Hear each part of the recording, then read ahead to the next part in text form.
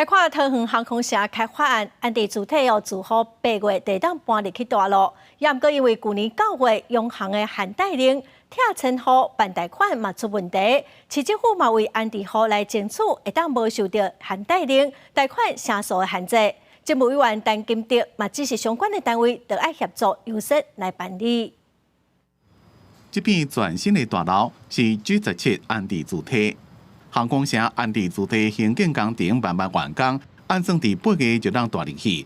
不过去年9月，中央银行颁布限贷令，安地户办贷款也被卡条的，认为政府开的支票无兑现，那贷款成数降低，也无固定的优惠利率。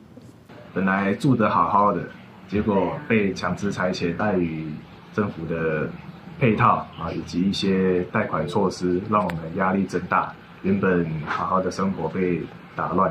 政府答应我们8.5成，结果现在不管超龄或是说子女担保，都不容许8.5成的这个贷款。再来一个就是说利率方面的话，他们是用活动性的这个利率。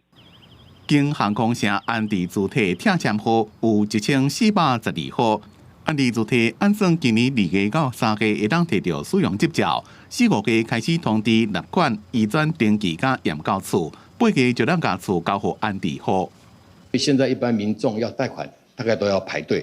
那因为我们航空城的所有的安置户是配合国家重大建设，那我们也希望能够放宽这样子的限制。地政局讲已经向中央反映，希望会当放领为安地主体，抑个安地规划中间的贷款规定。应专案优先核贷，一个放领成数的限制。政务委员陈金德也指示，请中央甲金管会、财政部研拟协助优先贷款，强调升起后签的期程未过再延，一定要伫咧2026年进行完成。公司新闻采访报道。